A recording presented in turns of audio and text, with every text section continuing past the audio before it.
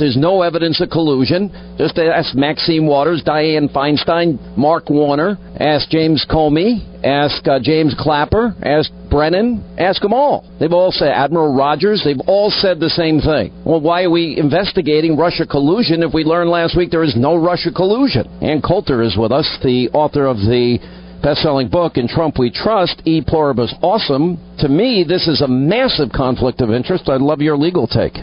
Yes, I mean, there's so many problems with James Comey. It's not really worth delving into his character other than to say the most honorable person can go to Washington and have his head turned. Oh, please call me heroic Washington Post. Please, please, please.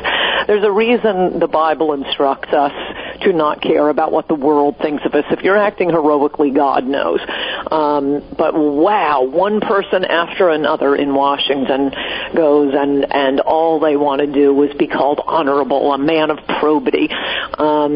Incidentally, this business about, one more quick thing. By the way, the ship has sailed on you and me, by the way, ever being called any of those things. I just want you to know that. Yeah, I think so. Business about how James Comey, leaked the memo out of self-preservation. No. Sorry, does anyone else have a Nexus account? No, he leaked the memo before Trump tweeted, "You better hope there aren't tapes." And thank God Trump sent that tweet, which he was, of course, mercilessly attacked for at the time, because suddenly Comey had to worry whether his suck-up to MSNBC leakings to the media and these memos were going to be exposed by an actual tape. Suddenly he had to lie awake at night wondering, am I going to be exposed as a total fraud? And finally, Sean, finally, we get the single most crucial fact here. The president is not under investigation. I was reading through Comey's May 2nd testimony last night, and oh my gosh, virtually every answer is him hinting that the president is under investigation. He was asked over and over again, is the president under investigation? Well, we now know not only was Trump not under investigation, but he kept saying to Comey, you gotta tell the public, I'm trying to be president here. And Comey refused on the insane grounds that, no, I cannot make a statement about present reality because there might be a future. This is the craziest thing I've ever heard. It would be bad enough if Trump were just your average citizen under investigation, and the media is talking about, the investigation, all these leaks, and this private citizen, Joe Blow, and he may have committed a murder, but he's being investigated, and the prosecutor refuses to say, no, he's been cleared. This is even worse. This is the President of the United States. Oh, and I might add, in that May 2nd testimony of Comey's, Senator Blumenthal says, can you tell us whether the president is under investigation? Among many other, he was asked this many, many times, but directly put to him, tell us if the president is under investigation. Comey refused to do so on the grounds that, well, if I start saying one person isn't under investigation, well, then it puts me on a slippery slope. Well, no, I think the president is a little bit different from, a White House intern. You couldn't do that. Well, only because of that Trump tweet did we find out that Trump was not under investigation. At this point, there is no purpose to the independent counsel. The whole reason for having an independent counsel is, the attorney general can't properly investigate the president. Well, the president isn't under investigation. There's no basis for this. In fact, thanks to these Civ-like leaks from this investigation from the FBI, we do know who's under investigation. I think I have them all in my head. Carter Page, Paul Manafort, Jared Kushner. Am I leaving anyone out? Okay. Carter Page, Paul Manafort. Page was a satellite. Manafort came in the last 2 months. None of them work at the White House now. So maybe, possibly, you'd have a thin reed for an independent counsel just for Jared Kushner. Well, okay, how about Jared Kushner quits? Then there's no reason whatsoever. And I don't really think there's a reason, even if Jared Kushner stays at the White House, because it's one thing to say Sessions isn't going to go full bore against the president who appointed him. Is there some special relationship between Jared Kushner and Jeff Sessions? I don't think so. Moreover, the Attorney General, Jeff Sessions, is testifying this week. And I'm already, my stomach is in a knot and I'm depressed because Republicans are just instinctive losers. We're going to see a replay of Donald Rumsfeld apologizing for Abu Ghraib. Well, that was the end of Donald Rumsfeld. That was the end. Do not apologize, Republicans. Jeff Sessions ought to come out swinging, say, this is nonsense. I was trying to be nice, but I'm not recusing myself, and I'm firing Mueller. I totally agree with you on every single point. I'm sitting here in amazement because that's basically my opening monologue of the program. Not quite as articulate as you, but I try, Ann. I try so hard every day. But, it's really, Republicans are weak, but you've got the five enemies that the president now has. The deep state, and they're leaking. You've got Democrats, obviously, a press that has been co-opted. I've never seen such black helicopter theorists in my life.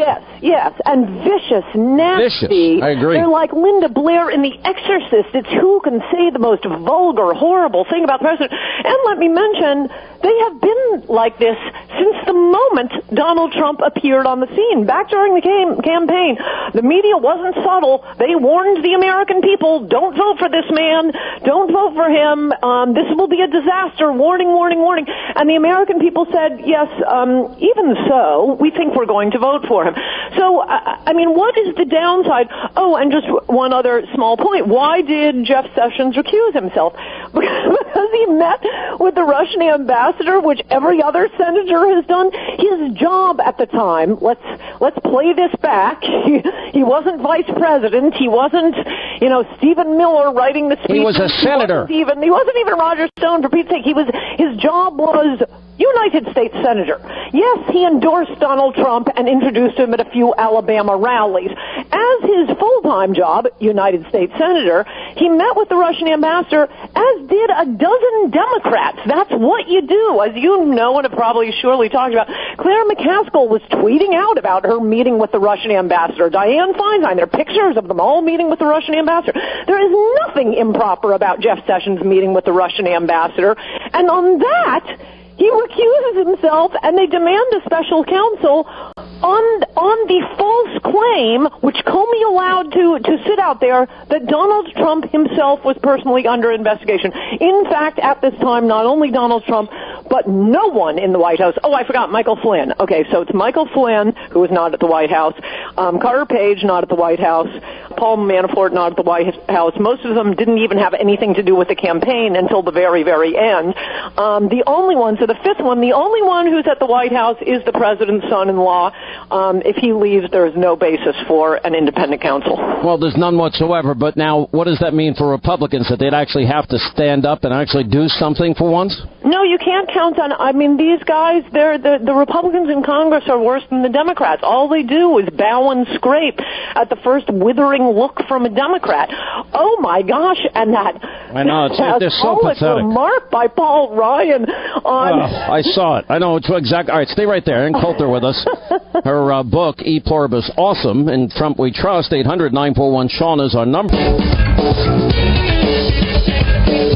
All right, Sean Hannity Show. We'll get to your phone calls at the bottom of this half hour. Ann Coulter is with us, the one and only Ann Coulter, and E Pluribus Awesome, in Trump We Trust, her best-selling book. All right, so Sessions is going to go in there tomorrow, and Sessions did his job as senator, and the media is going to go insane, and I assume the networks are going to cover this.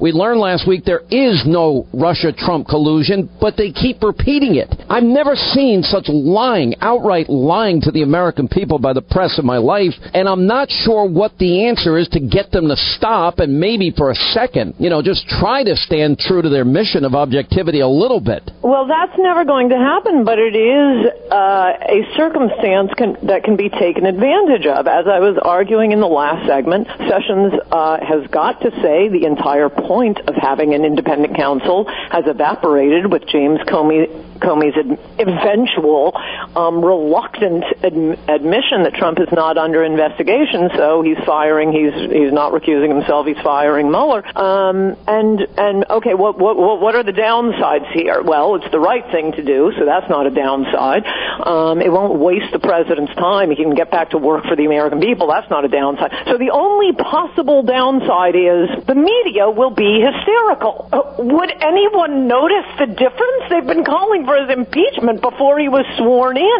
They have ratcheted it up so high with the left trying to outdo one another in the more vulgar terms and violent imagery they can use toward Trump. On MSNBC last Friday, there was most of it's based on hypotheticals. That's the part I really like about the Comey testimony, since he was forced into telling the truth because of Trump's tweet saying those conversations may have been taped. The most they can come up with is James Comey's interpretation, and I got the sense that, and his body language told me that. I mean, it's at the point that he could say, and then Trump left the room, and I had the sense that he was robbing a bank. And then we'd have 6 segments on, did Trump rob a bank and what the consequences were. On Friday on Lawrence O'Donnell, they had an entire segment on what if Trump destroyed the tapes. So we're already in Never Land on what if, and we must impeach him. I think, what was it, Time Magazine? Hey, Ann, I could assure you, there are no tapes. That was Trump saying, I may have them, to get in his head. He does have them, but it doesn't matter because it worked. It got Comey to tell the truth about a few major... I mean, the biggest one is Trump himself is not under investigation. The other part is the truth about what he said about Michael Flynn. I mean, it's so clear now, even in Comey's description of it, which he is trying to make as negative as possible. Again, if you go back on Nexus, I mean, I tend to remember these things. The news at that time was that Michael Flynn was under investigation for his contacts with Russia during the transition. That was alleged to be a crime far and wide throughout the media. We find out a few days later, no, actually that isn't a crime. Trump held that magnificent press conference where he said if he hadn't been talking to the Russians, I would have ordered him to.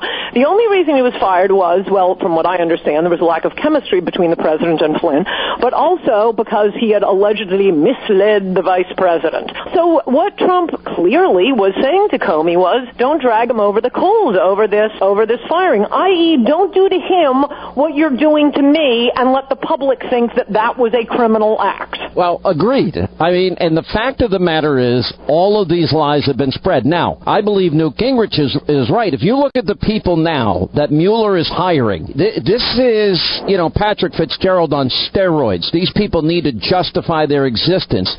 Mission creep, if you will go into all sorts of bizarre directions if they don't end this now. Yes, no, that's right. And look, both Comey and Patrick Fitzgerald did have long and illustrious histories as honorable prosecutors. There is something in the water in Washington. They get there and they so want to be praised. They so want to praise. You're right. You're lucky that you and I are lucky that we enjoy being hated by the media. Because if you don't, you will get to Washington, and it's been one person after another. A one-time honorable person gets to Washington, and Patrick Fitzgerald is a fantastic example. When he started his independent investigation, he knew day one no crime has been committed. Richard Armitage. Why didn't he just go home? No. He puts everybody under oath. And set a perjury trap. Agree with someone else, and Scooter Libby suddenly a convicted felon and loses his law license. Well said. All right, Ann, look forward to having you back. You were on fire today.